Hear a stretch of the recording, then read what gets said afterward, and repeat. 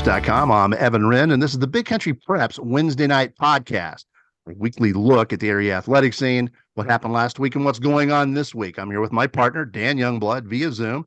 And tonight, Dan, we got a special guest. We've got Stephenville baseball coach, Justin Swenson. Yeah, a guy who I got to talk to last weekend after their series sweep against Levelland. A guy who's done just a remarkable job at Stephenville, really his entire tenure. But I think particularly with this year's team, which lost quite a few players to graduation from last year's region finalist squad, and they got off to a little bit of a slow start against a tough schedule, and they are rolling now. They've won 10 in a row, including a pair of run rule victories over Levelland in the bi-district round, playing great baseball. They beat a really quality club from Brownwood and Glenrose in district during this win streak. It's kind of interesting when you watch his teams over the years that this is kind of what they do. When they get to the playoffs, they're playing their best baseball, and that is certainly the case this year. And with a team that has a lot of newcomers in really key positions because they had a really strong senior class last year. So I'm excited to talk to Coach Swenson about this year's team because I think this has been one of the best coaching jobs and what's been a really tremendous coaching job his entire time there. Absolutely. And it's been their history under him to play well, at peak at the right time. And they typically have a lot of pitching depth, fundamentally sound. They're always fun to watch. For sure. And that's the thing that's interesting about this year. When you look at some of the guys that they've lost over the last several years, guys who were, incredibly important players to a trip to state a couple of years ago to last year's region championship squad. And they've just kind of reloaded. Obviously, Luke Heller had a big year for him last year as kind of their number 2 starter. He's taken over that ace role. Wasey Dill had a really strong start in their clincher the other day, and then it's just Stephenville baseball. By the time you get to the playoffs, it's a tough team. And like he told me after that game, he kind of feels like, the only one that can stop them at this point is themselves, and he might be right. This team's playing really, really well. All right, before we bring on Coach Swenson, we need to thank some of our sponsors. We'll start with For the Love of the Game Broadcasting and our old friend Terry Slavens, owner of K-Lakes 93.5 FM out of Breckenridge, 97.7 FM KATX out of Eastland, Classic Country AM 1330 out of Graham, 94.7 FM KWKQ out of Graham, KROO 1430 AM out of Breck, and KWBY 98.5 FM out of Ranger. That is For the Love of the Game Broadcasting. Also, Rob Durham, sales consultant at Bear Chevrolet Buick Cadillac up in Breckenridge. If you're in the market for a vehicle, new or used, give Rob a shot. He's one of the nicest guys you're ever going to meet. Call him at 254-559-2266. That's Rob Durham at Bear Chevrolet Buick Cadillac up in Breckenridge. All right, we're just about ready to bring on Coach Swenson. But before we do that, we want to remind you YouTubers to please hit the subscribe button. And once you do that, please hit that little bell so you'll receive notifications on YouTube whenever we come up with a new podcast. Once you do that, please, we appreciate it. And with that, like you said, we were just about to get Coach Swenson on. But before we do that, I do want to mention that we've got the state track meet going on this week. We are obviously keeping our eye on the baseball and softball playoffs. We've got a lot of kids. You can check out the site. We have a list of a complete list of all of our state qualifiers, a huge list, a lot of kid boys and girls with real opportunities to medal down there. And we will definitely be keeping an eye on that. And we want you to as well. We will have recaps from each of those days, as well as our coverage on the baseball and softball playoffs. So make sure you are tuning into the site where there's still a lot going on. We're winding down the school year, but there's still a lot of very important competition going on, and we are staying on top of it. All right, before we bring on Coach Swenson, Dan, there's one more thing that I think bears mentioning. There's a video out that is on all over social media, and it occurred during last week's area round series between Cisco and McCamey, their softball area round series. And we'll just go ahead and play the video. It is Cisco bat. We will turn the sound down, and we will let you be the judge of this situation. And we'll just roll tape right now. Keep a close eye on McCamey's catcher and the Cisco batter.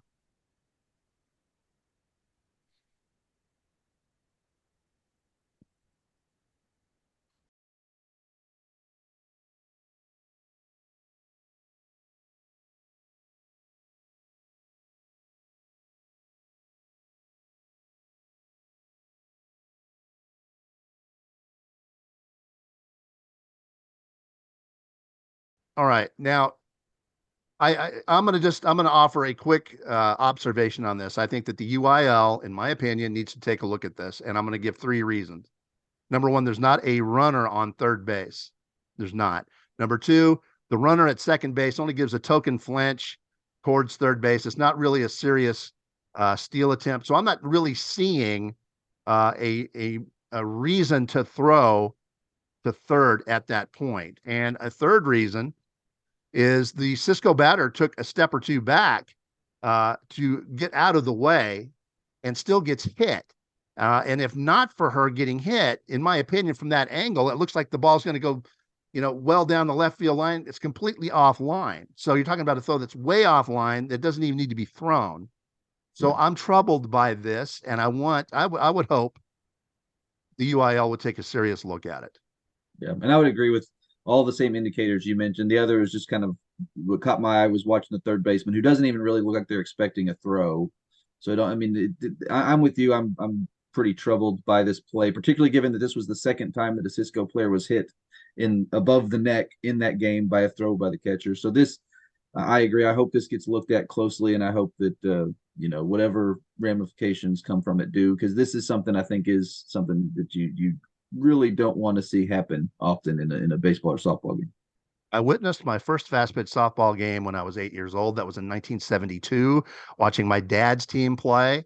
I've been watching the game ever since. That's a span of over 50 years now that I've been watching this game, and that is the first time I have ever seen this happen, and it happened twice in one game. And I think the UIL needs to take a look at it. I'm with you. I hope that this does get looked at and gets taken care of the way that it should.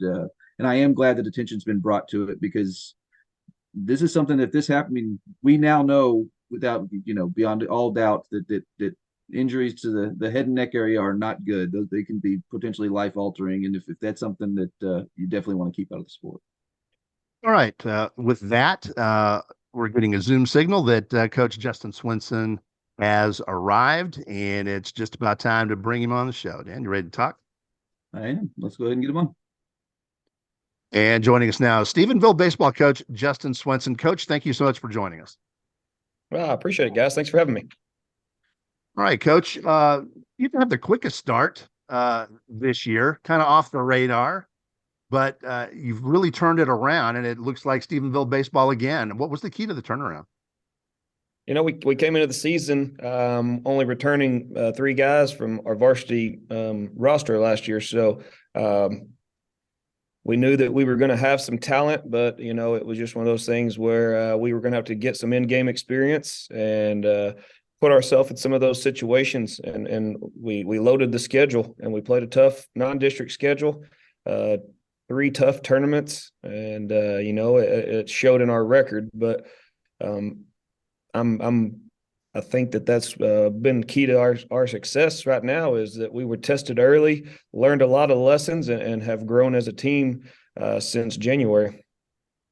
Coach, one of my favorite things about high school sports, and to a much lesser degree now college sports, is you get to see. I mean, you kind of have ebbs and flows where we have graduation losses, new groups in, and and every team is different.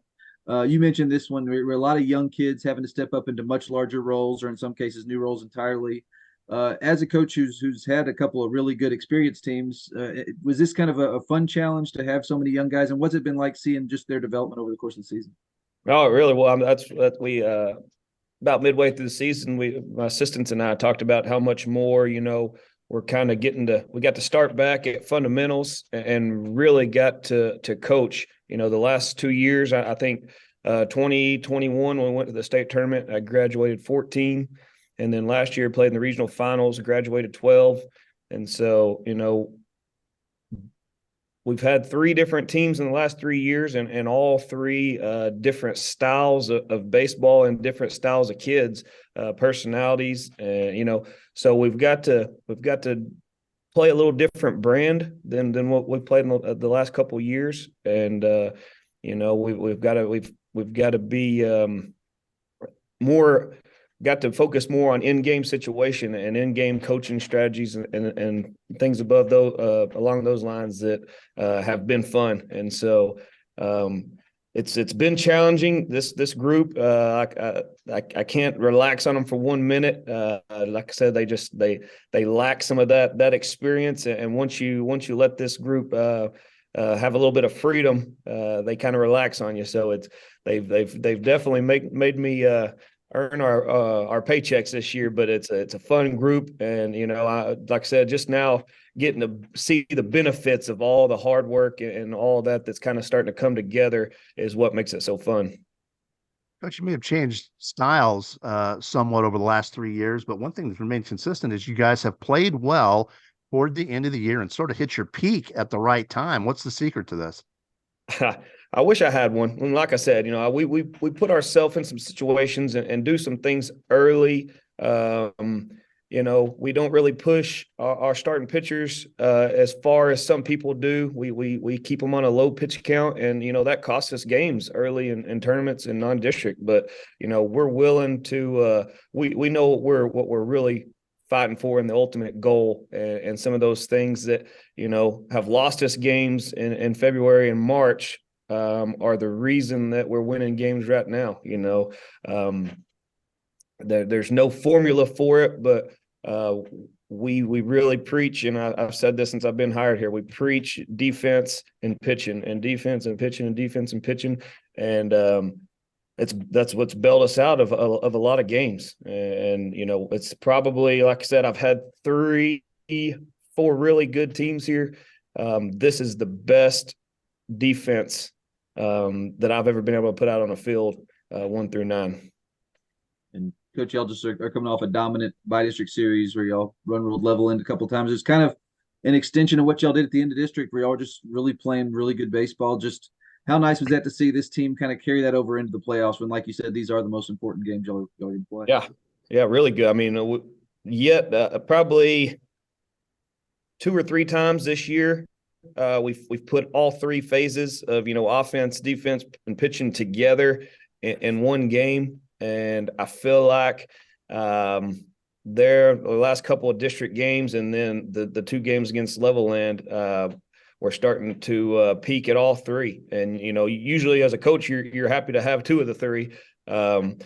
We've still done some things in the Levelland series on the bases that would have could get us into some trouble in a playoff game. So we've spent some time this week, get some of those things cleaned up, and just continue to get better with the bats. They're as good as they've been. There's still some improvement, some guys in the lineup that still can step up and will at some point, that are going to make us even much more dangerous.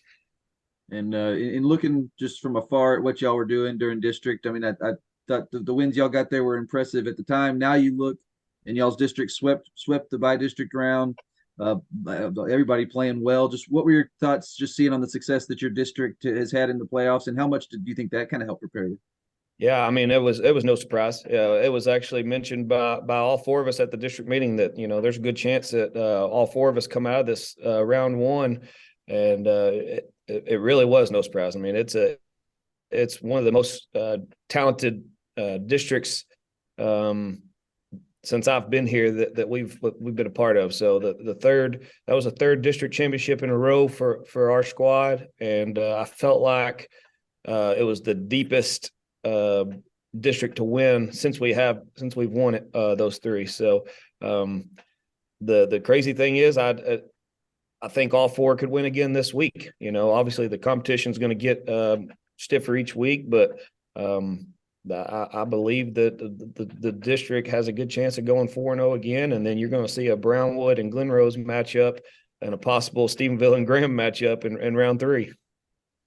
Coach, give us your thoughts on this Crum ball club that you're facing. What are the problems that they present? So the thing with Crum is that they kind of got a style like us. They like to bunt a lot. They're going to put pressure on you. They're going to steal a lot of bases. They got a left-handed pitcher that throws a lot of off speed and kind of pitches backwards, so a little different than what you normally would face. They'll bunt with 2 strikes. They'll bunt with 2 outs. I mean, they're just things that you normally can sit back and relax. You can't with this team. They're going to keep you on your toes.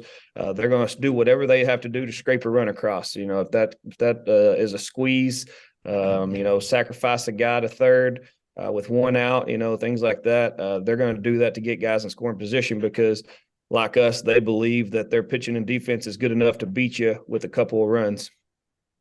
Coach, you're a guy that's navigated through the regional bracket. Tell us about the difficulty that the region presents overall. Kind of a minefield.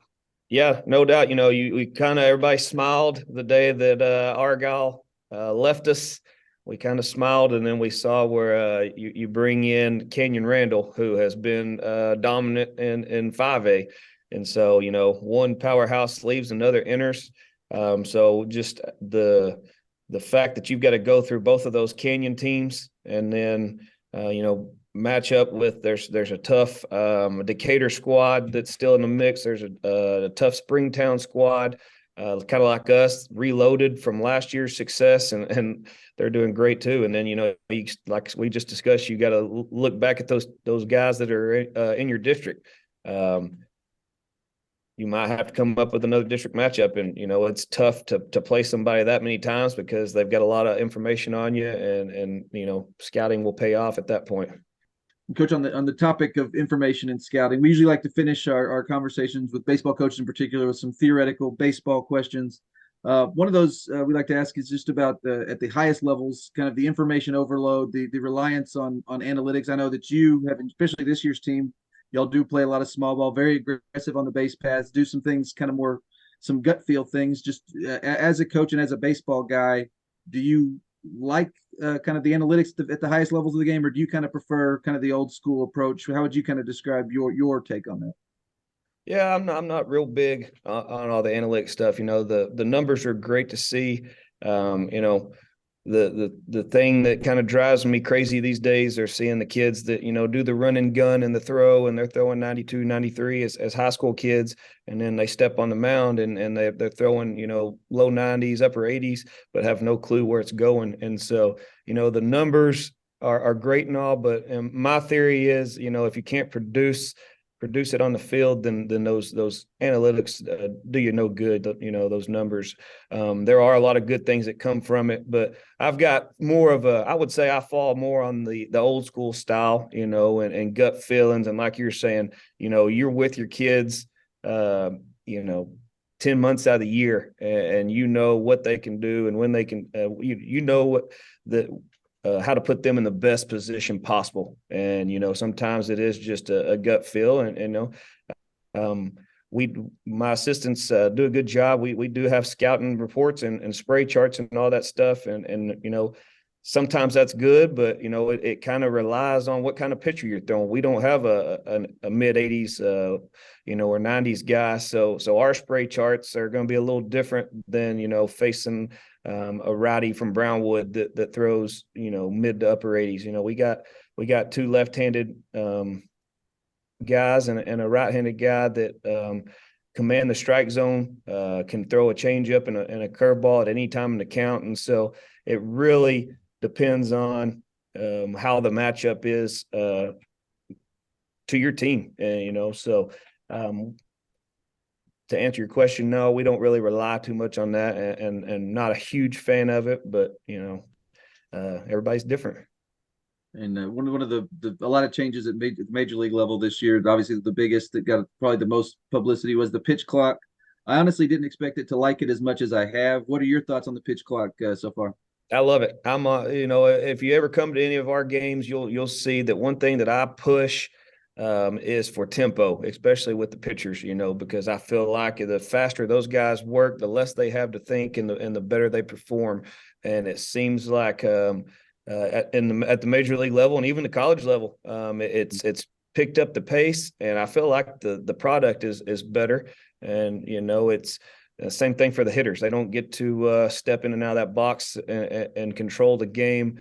The pace. I've been to two Ranger games this year so far, and not one of them has lasted 2 hours and more than 2 hours and 15 minutes. And so for a guy like me that has 3 young kids, it's nice to get them in and out of the ballpark at a decent hour. And, my 10-year-old, I can stay up and watch a Ranger game with him now at nighttime, and not have to send him to bed in the 4th inning because, the game's at a decent pace, and, we can enjoy those kind of things again with the new clock.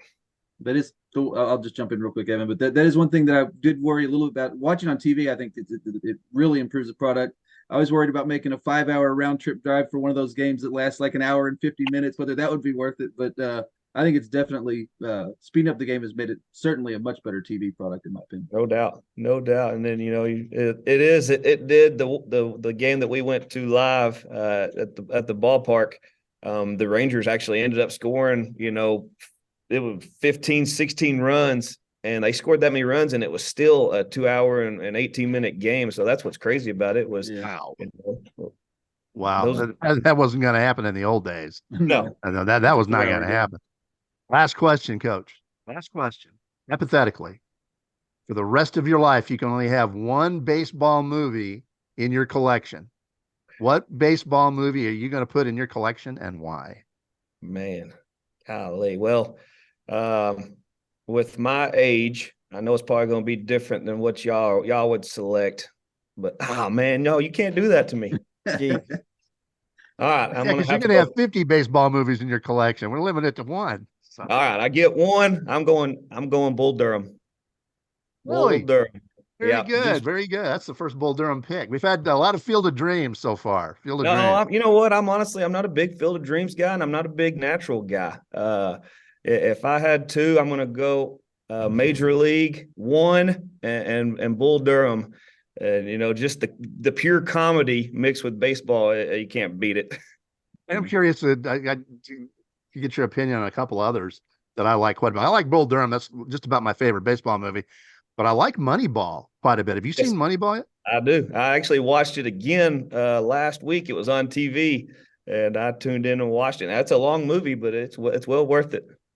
And the other one I wanted to throw out is Dennis Quaid, The Rookie, out there. Have you seen that one? I do. I like The Rookie. My third is always going to be The Sandlot. It's going to be tough to pass those three. Yeah, my wife loves The Sandlot. Sandlot's up there too. Yeah. And I always joke with Evan that with Bull Durham, just Tim Robbins throwing motion as Nuke LaLoosh took me out of it. I couldn't deal with that. There's so many one-liners as a baseball coach, and we use them all the time at practice. Actually, my starting lefty, the Heller kid, once a game, he'll always try to let one go in warm-ups, and it hits the back of the net. So we always yell at him, hit the bull, something like that. So there's so many one-liners in Bull Durham. That's what makes it so good. Nice. Coach, thank you for your time. We appreciate you joining us, and good luck the rest of the way. We'll be keeping a close eye on the Stephenville Yellow Jackets, and we hope to see you down there in Round Rock or Austin. I guess that'd be in Austin this year, won't it, for Austin? 4A? Yeah, 4A is at University of Texas every year. I don't know why, but that's where they host us every year. So, well, let's hope to see you down there. Good luck to you. I appreciate it, guys. Anytime. All right, thank you. Thanks, Coach. And that was Stephenville head baseball coach Justin Swenson. He's turned out to be just a great source for us. Always fun to work with him. Always fun to watch his teams play, Dan. And me, I like good pitching. And typically when you watch a Stephenville team under him, you're going to see exactly that. Yeah, no question. I mean, when you can graduate a true ace like Reese Elston, and then just kind of keep that train moving, hand it to the next guy, and still have pitching success, that you've built a program it's really good at developing that side of it. And this has definitely been the case with Stephenville. They've got another really strong pitching staff again. And the thing that I love about watching them offensively is they are as aggressive as any team you will ever see on the base pass. When they get on the bases, they're going to run, and you better find a way to stop them or they're not going to stop. And that's one of the reasons they've been putting up runs the way they have in recent weeks is they just run you rag and then come up with the big clutch hit when they need it. But this is another really good Stephenville team, very disciplined at the plate, very aggressive on the base pass, great pitching. I'm not sure that probably either one of us maybe envisioned this team kind of being this type of team at this time of the year, just based on the way they started and what they lost last year. But you could kind of see it happen, and you kind of saw the tide turn there in district right around the time they played Brownwood, which Brownwood's got a really good team this year as well. But right around the time where they played them, Coach Swenson points to that game where they beat Gavin Brandstetter, who's one of our area aces at Brownwood. He kind of points to that as the time where they said, you know what, we're pretty good. And since then, they haven't lost. I mean, they've been playing great baseball since. And I'm excited to see how far they can get, particularly now that they don't have that Argyle hurdle there in that region. With Argyle moving up, they don't have to worry about facing off with them in region one. So this is a fun team to follow. I was glad we got to talk to Coach Swenson about it, and I'm looking forward to seeing what they do the rest of the year. Right. With that, it's about time to wrap up the Big Country Preps Wednesday night podcast. But before we do that, we want to remind you we've got 3 separate subscription packages here at Big Country Preps. We got a monthly for $5 a month. We've got a semi-annual 6-month subscription where you knock that price down to $4 a month. And then we've got an annual 12-month subscription where we knock that price down to $3 a month, $36 for a full year of Big Country High School athletic coverage. We'd also like to remind you that if you see a photo you like in any one of our galleries, those are available for purchase. We have photo downloads available for $7, as well as some keepsakes and prints. So make sure you check those out. As you scroll through the site, you'll notice pretty quickly that we cover a lot of games, that we shoot a whole lot of photos from these games we're at. That's something we really enjoy doing and something we are proud of here at BigCountryPreps.com. All Big Country, all high school, all the time. Welcome home.